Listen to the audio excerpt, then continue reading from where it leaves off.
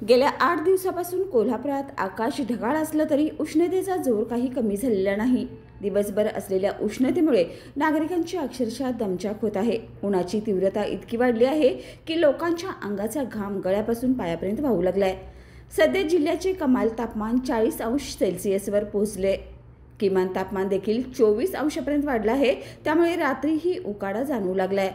हवामान विभागाच्या अंदाजानुसार येत्या 3 ते 4 दिवसात हलक्या पावसाची शक्यता आहे। मात्र तरीही तापमानात वाढ होण्याचा कल कायम राहणार आहे।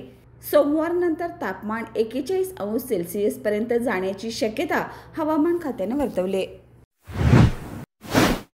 बाळ, फ्रीजमधून श्रीखंड काढ ना। आम्ही पूर्वी घरीच बनवायचो श्रीखंड, त्याची चवच वेगळी होती। आता काय सगळं रेडीमेड। आजी, हे श्रीखंड खाऊन बघ। आज तुझ्या आईनं घरीच बनवलं की काय? हे आहे गोकुळचं श्रीखंड। अगदी जिभेवर रेंगाळणार। जिभेवरच नाही तर मनावरही रेंगाळणार। गोकुळ श्रीखंड, मनावर रेंगाळणार।